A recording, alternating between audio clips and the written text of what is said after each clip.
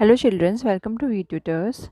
So we are doing class 7th maths NCERT exercise 1.1 of chapter number 1 integers. So इससे पहले के questions हमने already upload कर दिए हैं, तो अगर आपने वो नहीं देखे हैं you can go and watch.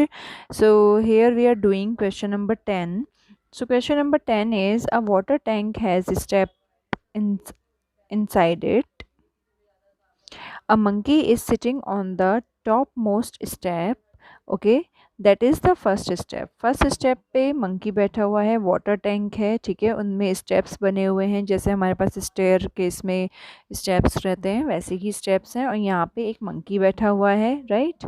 First step पे the water level is at the 9th step.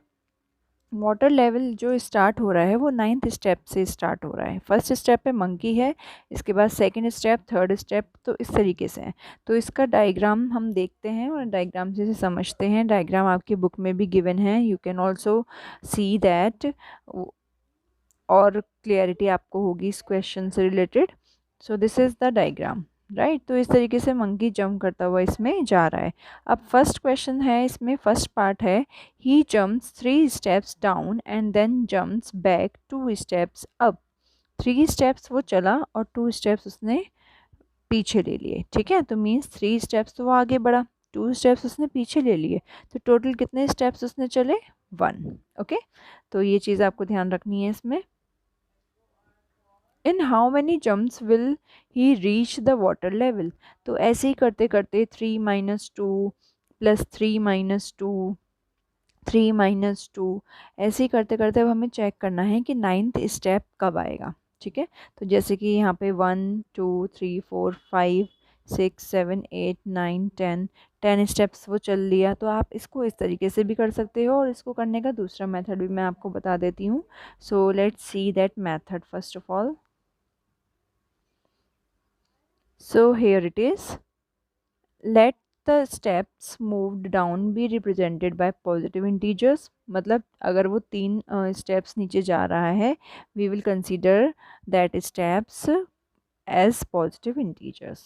Okay, and the steps moved up be represented by negative integers. मतलब जब वो बैक जाएगा तो हम उसे नेगेटिव इंटीजर से ही शो करेंगे, क्योंकि वो पीछे चला गया, ठीक है। तो इसलिए पीछे जाने पे या कम होने पे हम हमेशा नेगेटिव इंटीजर्स ही लेते हैं। इसके बाद फर्स्ट स्टेप है, फर्स्ट पार्ट में initially the monkey was at step 1, right. First step पे बैठा था monkey. After first jump the monkey will be at step 4। 4 कैसे हुआ? देखिए, क्योंकि फर्स्ट स्टेप पे वो ऑलरेडी बैठा था, उसने फिर क्या किया, 3 स्टेप्स और चले, ठीक है। उसके बाद टोटल 4 स्टेप पे वो पहुंच गया, लेकिन उसे जाना था 9th स्टेप पे, ठीक है। बट तो मंकी है भाई, वो हमेशा आगे ही थोड़ा ना चलेगा। तो उसने क्या किया, 2 स्टेप्स पीछे ले लिए। तो 4 - 2 भी हमें करना पड़ेगा। 4 - 2 करके हमें क्या मिलेगा? 2।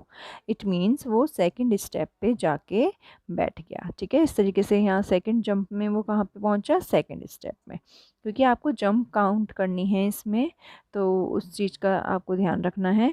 थर्ड जंप में उसने क्या किया, फिर 3 स्टेप्स चले। तो सेकंड स्टेप पे जब वो था, थर्ड जंप पे अगेन उसने 3 स्टेप्स पॉजिटिव चले, ठीक है। तो हो गए 5। 5 में से फिर 2 स्टेप्स अगेन उसने पीछे चले। तो फोर्थ जंप पे वो कहाँ पहुँच गया? थर्ड स्टेप पे, ठीक है। सो यही यहाँ पे शो हो रहा है, यही मेथड पूरा आगे चलता जा रहा है इसमें। After third step, fourth step पे वो थर्ड स्टेप पे पहुँच गया, राइट। फोर्थ जंप पे वो थर्ड स्टेप पे पहुंच गया। इसके बाद फिफ्थ जंप पे वो ऐसे ही 6 स्टेप पे पहुंचा, 3 प्लस करने के बाद उसमें से -2 कर दिए, तो वो फोर्थ स्टेप पे पहुंचा, ठीक है। तो 6th जंप पे वो फोर्थ स्टेप पे पहुंचा है। इसके बाद आफ्टर दैट 7th जंप पे उसने अगेन 7th स्टेप पे पहुंचा। 8th जंप पे वो 5th स्टेप पे पहुंचा। आगे देखते हैं, अब हमें ऐसे ही 9th स्टेप तक उसे लेके जाना है। 5th स्टेप तक हम पहुंच गए हैं 8th जंप पे। उसके बाद अब उसने और आगे जंप की हैं, अब हमें चेक करना है कि कितनी जंप अभी और करानी पड़ेंगी to get that 9th step. Okay, तो बस यहाँ पे आप देखेंगे 9th स्टेप पे अगेन वो 8th स्टेप पे पहुँचा 9th जंप में। 10th जंप में वो 6th स्टेप पे पहुँचा, 11th जंप में वो 9th पे पहुंचा। उसके बाद यहाँ से हमें क्लियरली दिख रहा है, clearly the monkey will be at water level at 9th, that means 9th step after 11th jump. Okay, तो 11th जंप पे वो 9th स्टेप पे पहुंच गया। ठीक है, इसके बाद बेशक उसने 2 स्टेप्स पहले ले लिए थे, पीछे ले लिए थे, बट हम इस 9th को यहीं पे कंसिडर करेंगे। ठीक है, क्योंकि हमें ये बताना है कि वो 9th स्टेप पे कब पहुंचा था। अब इसके बाद उसने 2 स्टेप्स पीछे लिए, ऐसा हमसे नहीं पूछा गया था। तो 9th स्टेप पे पहुंचने के लिए उसे कितने जंप करनी पड़ी? 11 jump. Okay, so 11 is your answer of this first part. Now let's quickly move to the second part of this question. Second part में आपसे क्या बोला गया है?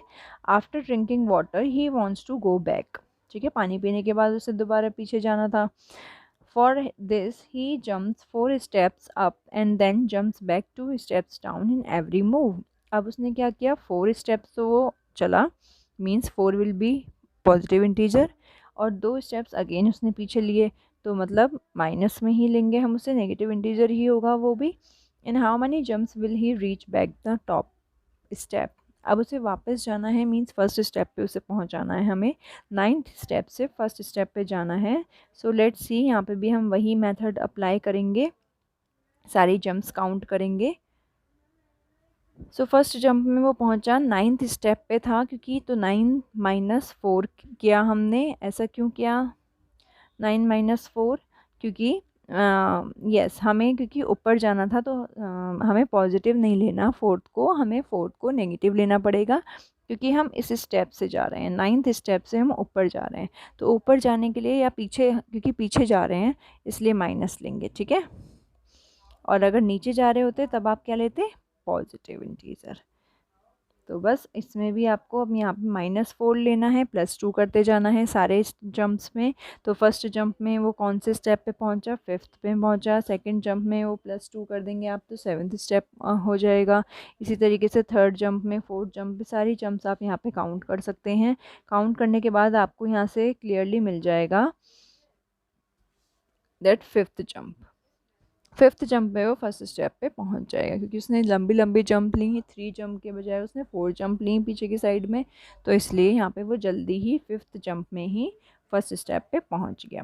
तो that is your answer. Okay, now let's quickly see the third part of this question. If the number of steps moved down is represented by negative integers and the number of steps moved up by positive integer, represent his moves in part 1 and part 2 by completing the following. A part is this, B part is this.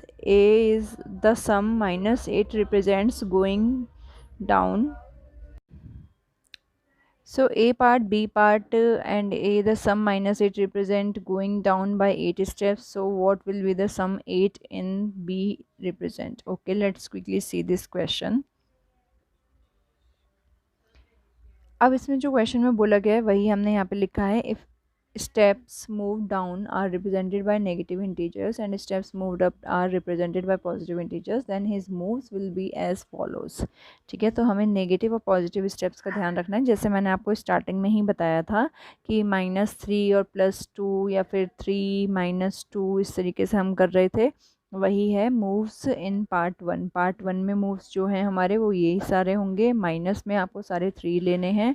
ठीक है, और यहाँ पे मतलब उल्टा हो गया है साइन का। क्यों साइन को उल्टा कर दिया है हमने? क्योंकि हमसे ऐसा बोला गया था क्वेश्चन में, दैट्स वाई। अगर नीचे जा रहे हैं तो हमें नेगेटिव इंटीजर से शो करना है, ऊपर जा रहे हैं तो पॉजिटिव से शो करना है। तो जैसे कि हमने फर्स्ट पार्ट में 3 -2 किया था, बट यहाँ पे उल्टा हो गया है, -3 और +2 करना है। ठीक है, तो बस वही करना है आपको, 9th स्टेप तक करते जाना है और आपको आंसर में मिल जाएगा यहाँ पे -8। When you solve them you will get -8। Okay, so similarly in part two में हमने -4 और +2 लिया था। ठीक है, अब यहाँ पे भी उल्टा हो गया है, +4 और -2 करना है हमें। तो यहाँ पे क्योंकि 5 स्टेप्स है तो हमने ज़्यादा नहीं लिखा है, सिंपल 5 जम्प्स यहाँ पे लिखी हैं हमने, और इनको सॉल्व करके हमें मिल जाएगा +8। राइट, सो इस तरीके से इसे आप सॉल्व कर सकते हैं। Now moves in part 2 represent going up 8 steps. तो इसमें ये भी क्वेश्चन पूछा गया था कि प्लस स्टेप कब आएगा, तो पार्ट 2 में प्लस स्टेप हमें देखने के लिए मिला है. So that will be our final answer. Okay children, so that's it for today. ये क्वेश्चन हमारा कंप्लीट हो गया है. नेक्स्ट वीडियो में हम मिलेंगे नई एक्सरसाइज के साथ. Till then bye bye, take care.